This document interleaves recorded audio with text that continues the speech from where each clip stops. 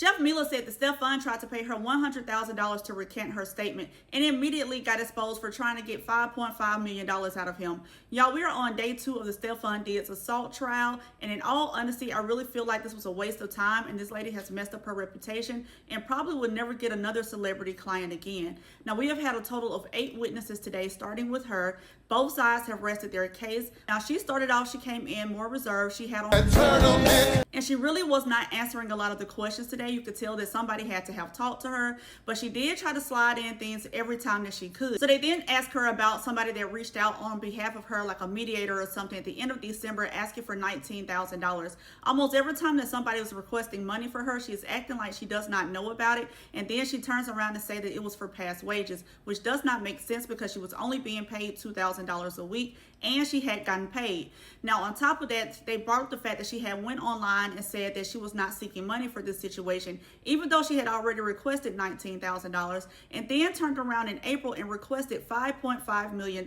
And instead of denying that, she blurted out that Stefon tried to pay her $100,000 just so she'll recant her statements. So when they asked her, did she have a lawyer in the courtroom, did somebody help her with her testimony, and she states that she was told to get a lawyer because the defense was saying that she was going to need to plead the fifth about some text messages, which does not make sense either. They started asking her about people reaching out to Stefon on her behalf requesting money. She said she can't answer those questions because it's attorney-client privilege, which is not true as well, because attorney-client privileges are conversations that she has with her attorney, not conversations that her attorney or anybody else have with Stefon. Now, her testimony is over. Officer Kenneth Ellis comes up and he talks about the day that she made the complaint. He says he normally talks to people through like a window. However, he looked out and she seemed upset. He went out to check on her and she asked for a female officer. He went back and checked. Nobody was available till 4 p.m. So he went back to his area and eventually she asked for him to come back over, and that's when she made the complaint. Now, he did say that she initially did not say any names. She was just telling what happened,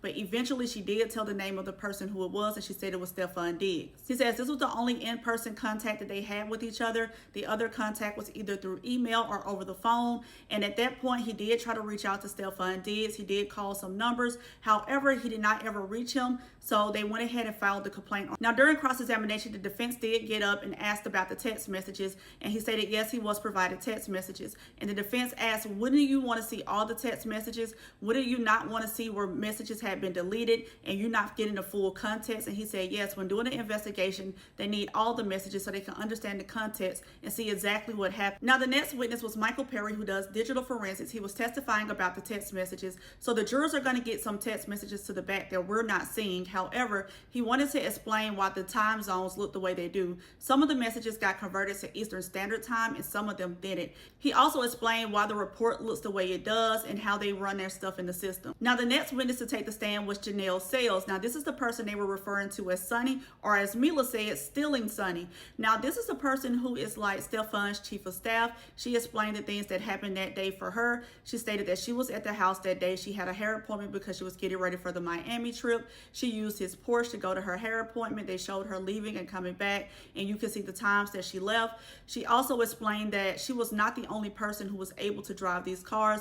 Anybody that was working for him could use the cars, and Mila also used the Porsche as well. She testified that she saw Mila walking around in like gym clothing. She didn't see any kind of red marks on her or any bruising on her face, and this is the time after the alleged incident took place. She said Mila was walking around looking for a pen so that she can sign like a note or a card for Stefon Diggs' birthday gift. Now, she stated that she also spoke to Stefon Diggs later on that day. She was in his room. She saw 2 Chanel boxes with a post-it note on it, and this is important because Mila was just saying that she could not afford her own flights and that she did not have any money. They then asked her about dinner, and she stated that Mila had cooked like some dried out hot dogs or possibly some pretzel dogs, like the stuff you would see in the mall. Now, during cross-examination, they asked her, does she do well working for Stefon Diggs? She told them that she did. She told how much money she makes.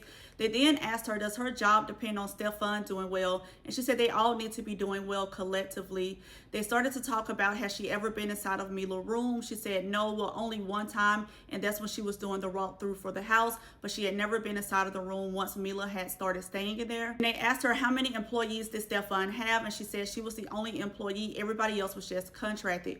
Now, they did get up and do a redirect for her, and during the redirect, they wanted to ask specifically about the car, which I mentioned. They was asking her, was everybody able to drive their car, or was it just as her. And that's how she explained that more than her could use the car. Anybody who needed to use the car could use the car, basically trying to show that she was not getting any special privileges. Now, the next witness was Juliana Stratati. She is a registered nurse. She works at the Drop Bar. She stated that she got to Stefon house around 4:50 to do some work for him. She said she was treating him in the living room. She stayed for about an hour. Nothing out of the ordinary happened. Now, the next witness was Stephanie Ostasi. She's a massage therapist. She got there around 5:45 to 6 o'clock p.m. She went to the room to get ready to set up for the massage. She got the table set up, but she said Stefon was laying down and he was falling asleep. So she texted Sonny to see if it was okay to wake him up. She gave her permission. She got Stefon up. She started the massage. She said Mila came in at some point, and when she came in, she saw that Stefon had fallen asleep, so she left back out. Now, she said Mila came in again, and she went over to him and asked him, was he going to keep the things on his bed? He said yes, and Mila left out the room. Now, she states that she didn't see any kind of bruising or any kind of marks on Mila's face or on her body. Now, when the cross-examination got up, they were asking her that she previously worked for like the Celtics. She said yes, and then they asked her how important was word of mouth for her job, and she said it was very important. Now, the next witness was Melissa Goddard. She's probably one of the most important witnesses. She handled the finances for Stefon Diggs.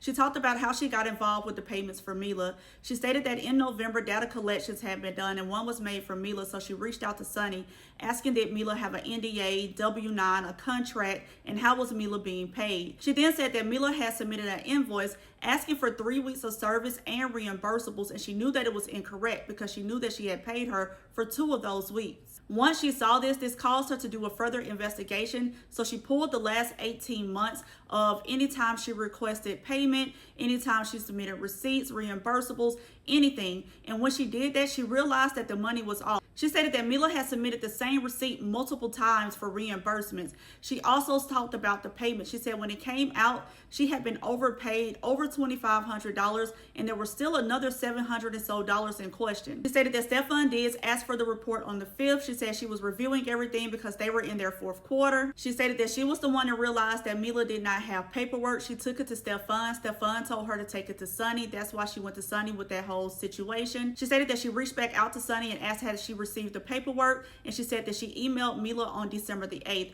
They showed her a paper, and I'm guessing it was her email, and she corrected it, said, my correction, I emailed her on December the 13th. During cross-examination, they only asked her one question: have you ever been to Stefon Diggs' house? She said no, and that was it. Now, the next witness was Shy Charles. This is the lady who house Mila went to right after the incident, and she basically said the opposite of everything that Mila said about their relationship in this situation. Now, she states that she's known Stefon Diggs for a while. She's been doing his hair since he was with the Bills. She stated that they began to get more locked in as her being his hairstylist around the Met Gala time last year. She stated that she met Mila when she came to the house, and they kind of locked in because Mila was telling her about her business ideas and all the things that she wanted to do, and she's a business owner herself. So she said they exchanged numbers. They often text, FaceTime. She said they'll just sit on the phone and gossip. They'll send each other IG reels. They were pretty close. Now, at first, Mila told us that this lady was somebody that was just simply Stefon Diggs' friend, and she implied other things. Shy stated the day of the incident, she was in Target trying to do a recipe that she seen that Mila had did previously. So she started sending her things via text, asking her were they the right ingredients. She was not responding fast enough, so she FaceTimed her.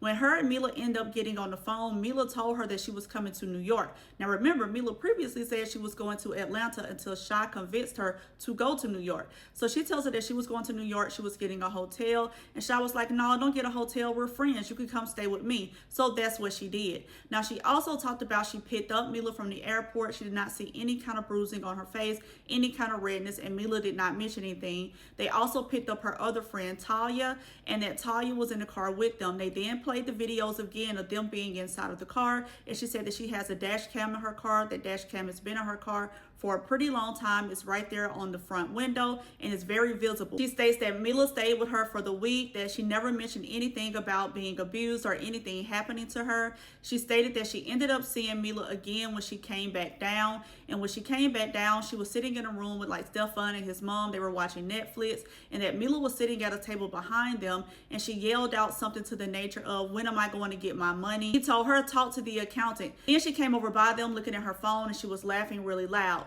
She said, well, she was doing Stefon's hair. It got pretty late, so she ended up sleeping on the couch because she had a flight early the next morning. She said Mila ended up coming downstairs asking her that he seemed upset because basically she was trying to antagonize him. And then she stated that she was going to sue him. She was going to take it to the blogs and she was going to claim hostile work environment. Now, during cross-examination, they asked her how much money she made. She said it depends on the style, sometimes between $600 and $1,500. She does his hair every 2 weeks. They asked her, did she go to football games with them? She said yes, sometimes after she finishes doing his hair, she might go to a game. She was at the Super Bowl. And they asked her, did she stay at the house often? And she stated no. Now, the last witness to take the stand was Talia, whose real name is Natalia Moses. This is Shy Charles' friend. She was around Mila the entire whole week that she was in New York. They all stayed together. They slept in one room together. She stated that she did not see any bruises or marks on her face or her body, that they undressed in front of each other the entire time because they were all in one room. She also stated that Mila seemed bubbly and happy, and she stated that she even got close up to her because Mila was asking her about like looking at her hair because she does hair, and she said when she was looking at her hair, examining it, she did not see any bruises or marks on Mila. Now, she also clarified that she does not know Stefon Diggs. She has never been around Stefon Diggs. She has never met Stefon Diggs, and she did this to prove that she has no reason to lie for him. Y'all, this was the last witness of the day. Both sides have rested and closing arguments are done. This is now in the hands of the jury. We are officially on verdict watch.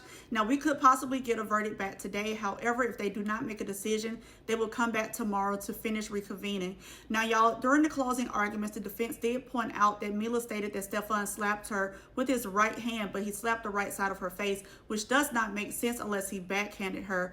But the prosecution basically got up there and said, hey, they called all these witnesses, but one thing that all these witnesses have in common, none of them were there when this incident actually took place. The only person that was there when this took place was Mila, and she took the stand and told y'all her story.